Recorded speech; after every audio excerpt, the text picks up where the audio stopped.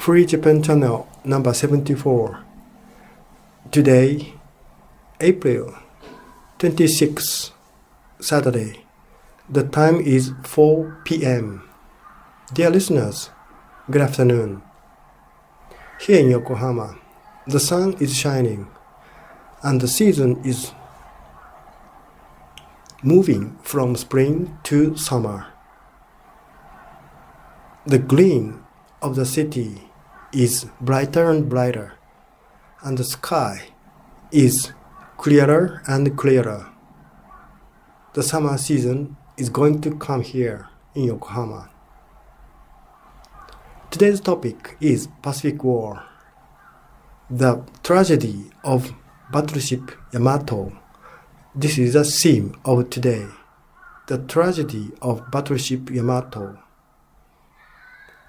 The battleship called Yamato was definitely the biggest battleship at the time in 1940s in the world. Even the US battleships could not outweigh Yamato. Yamato was so big that no other battleships could compete with it equally.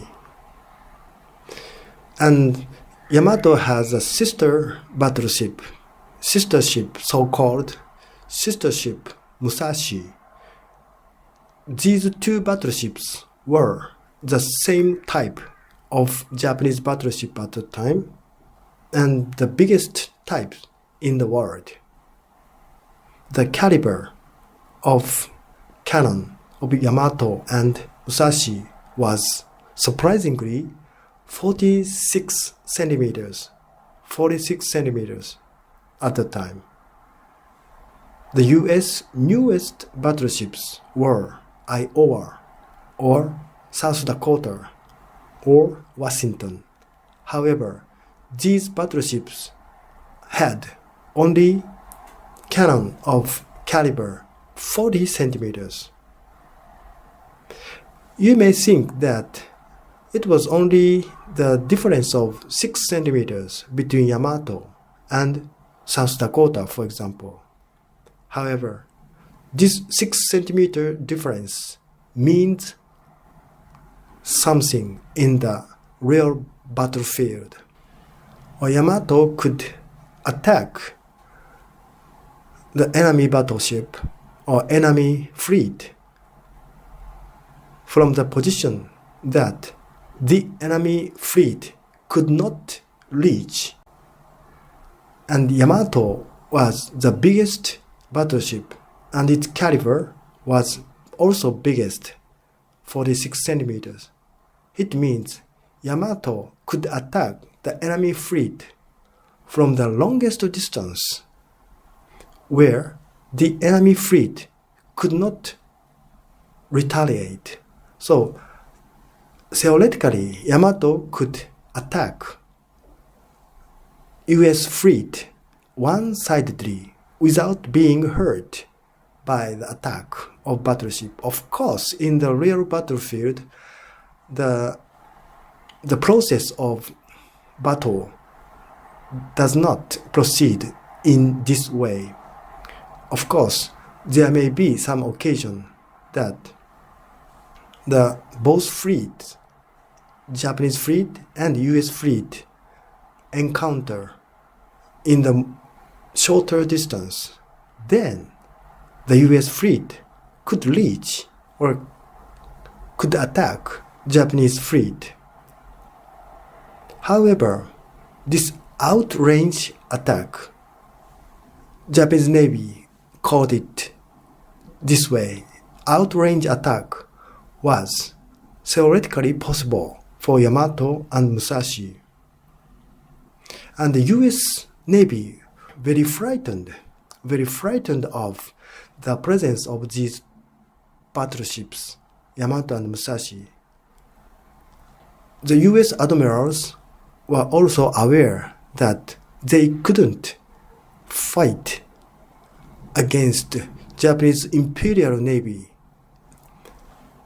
because Japanese Imperial Navy had Yamato and Musashi, and its attack distance was longer than that of US battleships.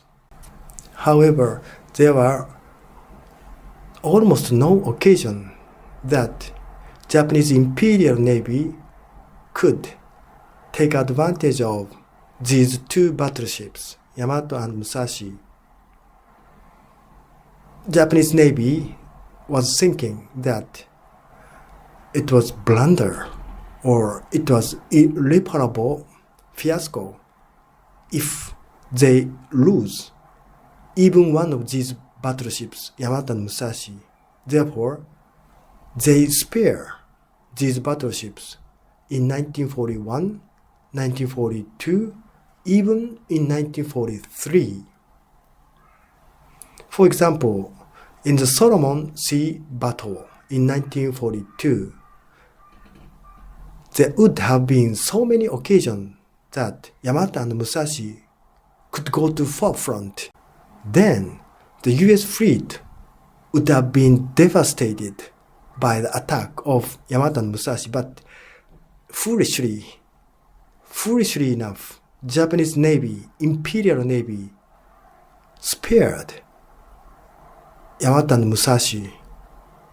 So they thought it a blunder that if they move Yamato and Musashi and even one of them is lost, this is a fate, losing fate of Japanese empire, great Japanese empire at that time. Therefore, the leaders of admirals as well as military officers in Navy could not decide to use Yamato and Musashi even in 1943. Finally, Musashi was attacked in Leyte Battle 1944 October, and it sank without launching the main cannon to the US fleet. How waste of resource it was. Musashi sank without attacking US fleet. And Yamato also sank in 1945. It was a suicide attack of Yamato to save the Battle of Okinawa. However, Yamato was detected immediately enough when